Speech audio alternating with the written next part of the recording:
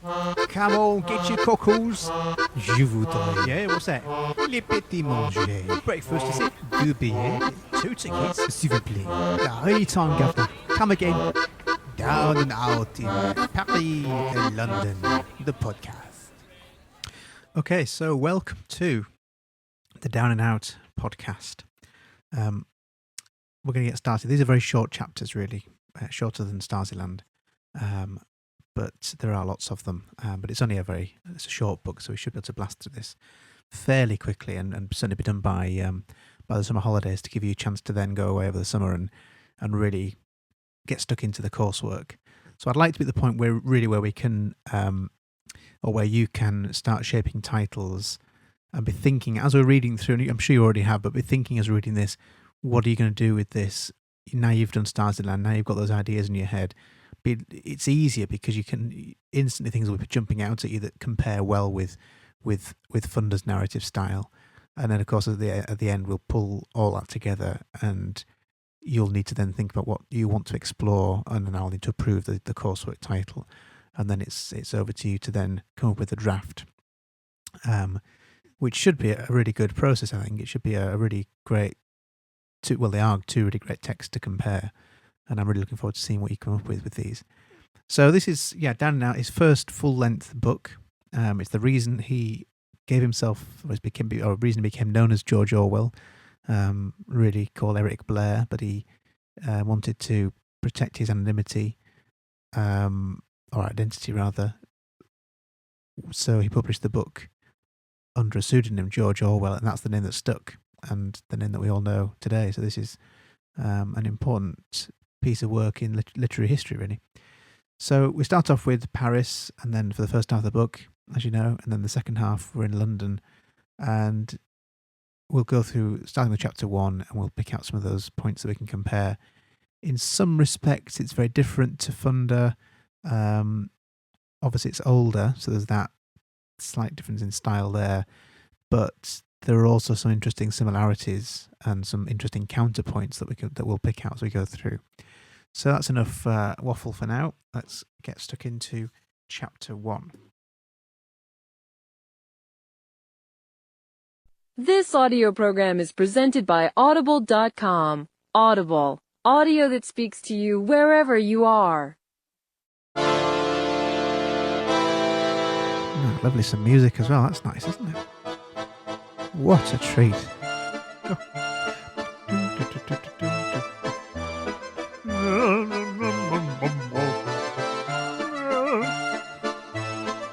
You don't mind if I sing along, do you? Down and Out in Paris and London by George Orwell.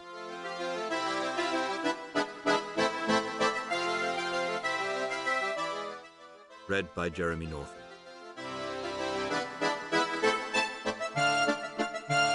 Maybe overdoing the accordion music a bit now, aren't we? Could really get on with the book. Come on. Julian, whatever he's called. Is it Jeremy or Julian? He's got a good voice actually for reading this. It works well. Here we go. The Rue de Coq d'Or, Paris, 7 in the morning. A succession of furious, choking yells from the street. Madame Mons, who kept the little hotel opposite mine, had come out onto the pavement to address a lodger on the 3rd floor. Her bare feet were stuck into sabots, and her grey hair was streaming down. Just to save you looking up sabots, or maybe you knew it already, I didn't know it already, just they're clogs like wooden shoes. Madame Mons. Sacré salope! How many times have I told you not to squash bugs on the wallpaper? Do you think you've bought the hotel, eh? Why can't you throw them out of the window like everyone else? Espèce de traînée! The woman on the 3rd floor. Va donc, vieille vache! Thereupon a whole variegated chorus of yells, as windows were flung open on every side, and half the street joined in the quarrel. They shut up abruptly 10 minutes later, when a squadron of cavalry rode past, and people stopped shouting to look at them. So, just a quick one here. We've got, the reason these books do compare so well is that we've got capital cities. So we've gone from Berlin, we're now in Paris, we're going to go to London, and what we have, whereas in Stasiland we were immersed with the German language, Here, of course, we've got the French language, and that does the same thing. It immerses the reader. It makes us feel a little bit vulnerable in some respects because we don't always understand what's been said. We feel immersed in the culture, and that's really what's I'm trying to think of his name, George Orwell. I was thinking Eric Blair, same person. George Orwell's trying to do here, isn't he? He's trying to immerse the reader in that sense of what it's like to be in this place, and that's the whole point of this book. Probably more so than in Thunder, where her real objective, I guess, was to uncover some of the secrets of the Stasi and the GDR. Here we've got less of a sort of agenda, a political agenda. This is more a social agenda in terms of uncovering what life is truly like in the hovels and the sort of the squalor of poverty-stricken Paris. But the similar approach, and certainly by giving us that language, whether it be German or whether it be French in this case, has a similar effect. So we get the direct speech in an unfamiliar language, or unfamiliar to me anyway. I sketched this scene just to convey something of the spirit of the Rue de Coq d'Or. Not that quarrels were the only thing that happened there, but still, we seldom got through the morning without at least one outburst of this description. Quarrels, and the desolate cries of street hawkers, and the shouts of children chasing orange peel over the cobbles, and at night loud singing and the sour reek of the refuse carts made up the atmosphere of the street. So here we've got polysyndeton being used, haven't we, which we've seen before, and it works in the same way. It gives us that sense of the range of things happening at that particular time. So it kind of creates this overwhelming sense of all the chaos that's happening in these streets. And it sounds like that with some of these, well, I was going to say verbs, but they're actually not. The nouns, like this are quarrels, shouts, chasing is a dynamic verb, loud singing, and the sour reek of the refuse carts. So it's a heady mix of action, but also a sensory. There's an olfactory sense there of the sour reek of the refuse carts. So it feels overwhelming in terms of the senses it appeals to, but also the polysyndeton working there to support that too. It was a very narrow street, a ravine of tall, leprous houses lurching towards one another in queer attitudes, as though they had all been frozen in the act of collapse. Now this is interesting. We've got the houses being personified here as leprous houses, ill-looking, sick-looking houses, like having leprosy. So there's a little bit here of personifying the buildings. Now in Stasiland, we found that it wasn't so much personifying the buildings as dehumanizing the people sometimes. So there's an interesting counterplay there, or not counterplay because it's not in the same text, but contrast to be made there between what Funder's doing with language and what Orwell's doing with his choice of language. So definitely one to pick out there. All the houses were hotels and packed to the tiles with lodgers, mostly Poles, Arabs and Italians. At the foot of the hotels were tiny bistros, where you could be drunk for the equivalent of a shilling. On Saturday nights, about a third of the male population of the quarter was drunk. There was fighting over women, and the Arab navvies who lived in the cheapest hotels used to conduct mysterious feuds and fight them out with chairs, and occasionally revolvers. At night, the policemen would only come through the street two together. It was a fairly rackety place, and yet, amid the noise and dirt, lived the usual respectable French shopkeepers, bakers and laundresses and the like, keeping themselves to themselves and quietly piling up small fortunes. Just a small point, but the noise and dirt, the hendiadys there of noise and dirt working together. Again, same reason really, just to heighten that sense of chaos and squalor that they're living in. It was quite a representative Paris slum. My hotel was called the Hôtel des Trois Moineaux. It was a dark, rickety warren of 5 stories, cut up by wooden partitions into 40 rooms. How good's our French? Moineaux? The Hotel of 3 what? 3 sparrows. So well done if you got that. The rooms were small and inveterately dirty, for there was no maid, and Madame F., the patronne, had no time to do any sweeping. The walls were as thin as matchwood, and to hide the cracks they had been covered with layer after layer of pink paper, which had come loose and housed innumerable bugs. Near the ceiling, long lines of bugs marched all day like columns of soldiers, and at night came down ravenously hungry, so that one had to get up every few hours and kill them in hecatombs.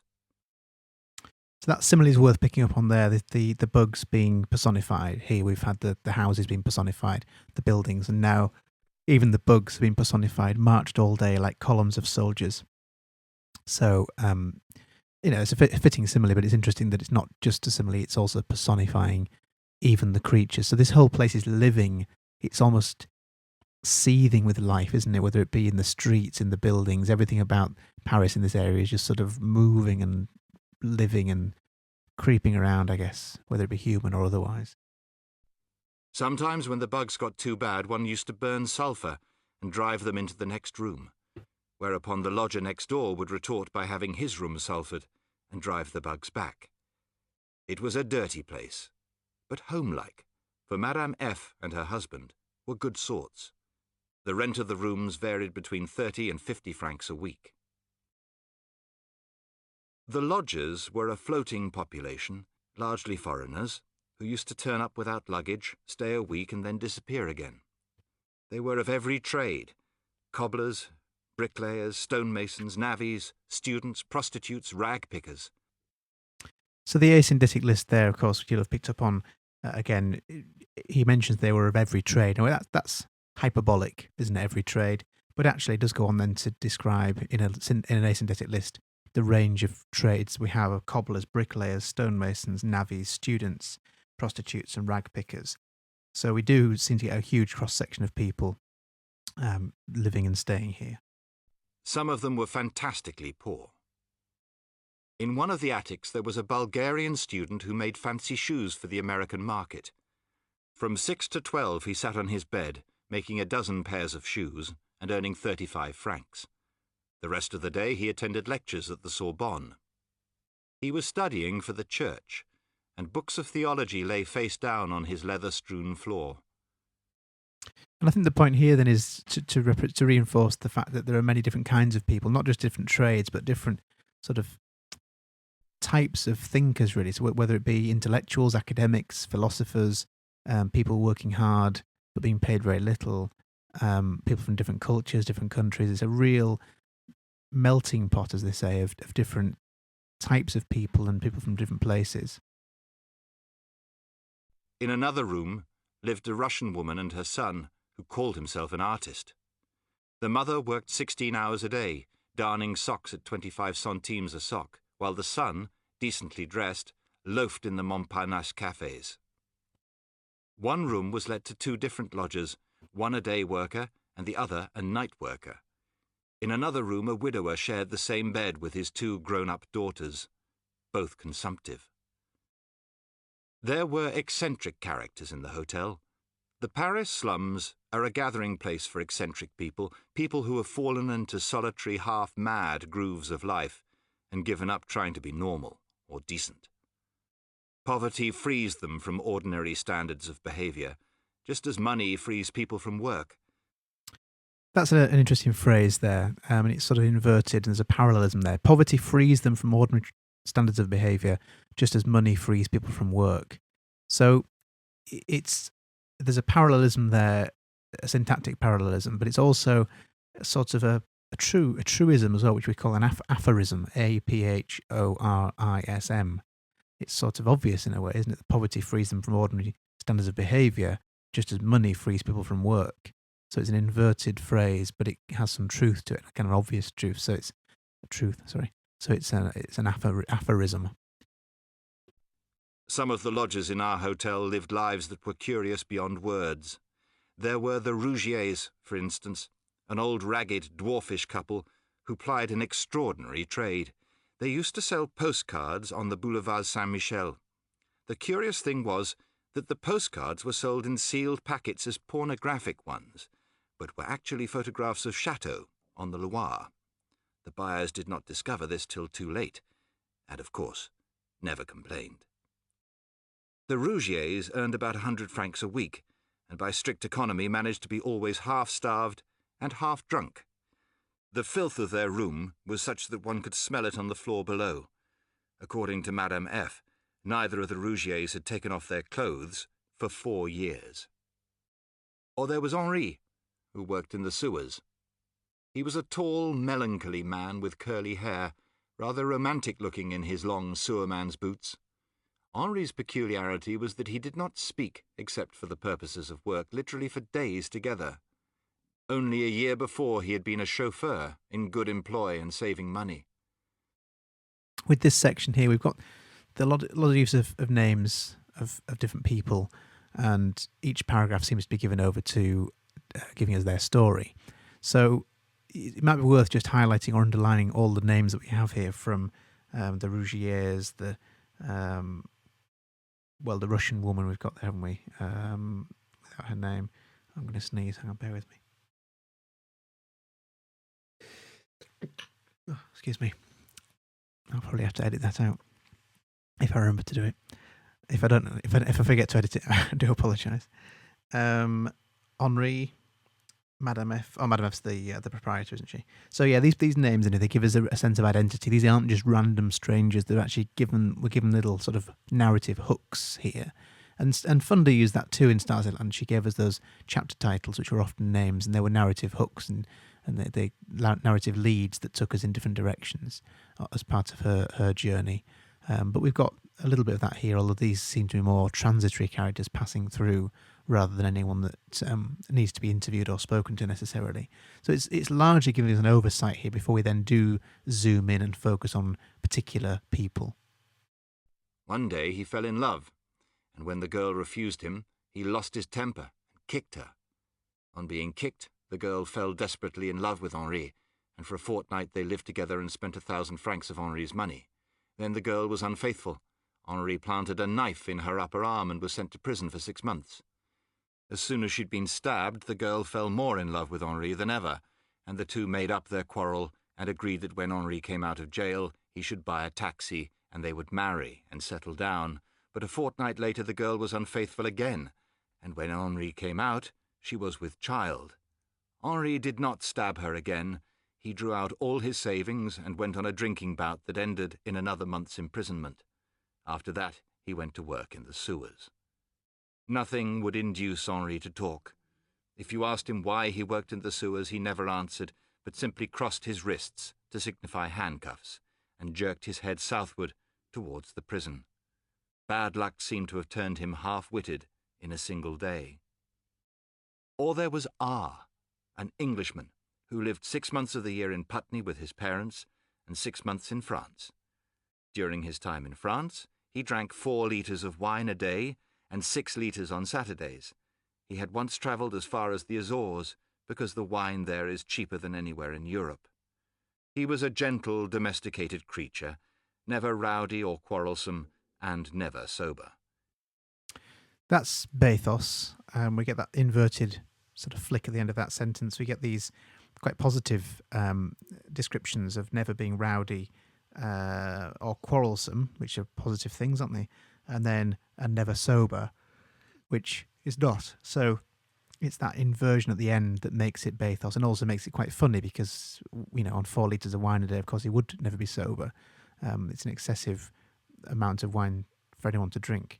So bathos there, to inject a little bit of humour and a bit of characterisation, I think, here as well, just to sort of build up that strong sense of a little bit of caricature in the way that we saw Funda using as well. So that could be a good one to pick out. He would lie in bed till midday, and from then till midnight he was in his corner of the bistro, quietly and methodically soaking. While he soaked, he talked, in a refined, womanish voice, about antique furniture. Except myself, R. was the only Englishman in the quarter. There were plenty of other people who lived lives just as eccentric as these. Monsieur Jules, the Romanian, who had a glass eye and would not admit it. Fourreur, the Limousin stonemason. Roucault, the miser. He died before my time, though. Old Laurent, the rag merchant, who used to copy his signature from a slip of paper he carried in his pocket. It would be fun to write some of their biographies if one had time. I am trying to describe the people in our quarter not for the mere curiosity, but because they are all part of the story. Poverty is what I am writing about, and I had my first contact with poverty in this slum. The slum, with its dirt and its queer lives, was first an object lesson in poverty, and then the background of my own experiences. It is for that reason that I try to give some idea of what life was like there. So we get the sort of précis rationale there, a bit of what Orwell's trying to do. And we also get the anadiplosis of this slum.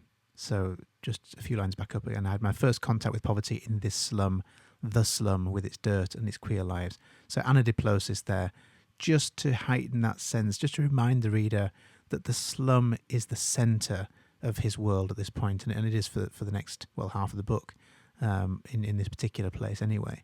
And he tells us quite clearly, poverty is what I'm writing about. So we get a very clear, direct address, referring to himself, and so the perspective there is very direct as well.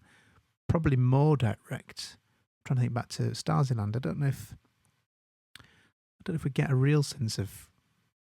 I'd have to reread the first few chapters of what Funder's trying to achieve, whether she tells what she's trying to achieve, or whether we're more or less straight in with the sort of journey she takes. I'm not sure it's quite as direct as this. This seems very direct and explaining what it is he's looking for and what he's writing about. So it's quite confessional in that sense as well, which is worth picking up on. It's always good to look for differences too. I mean, you're not looking for always the same in both texts. Differences are really important, if not more important, because you can exploit and evaluate why they're different. So do look out for those. And so that's it for chapter 1. So I'll see you again for chapter 2 next time.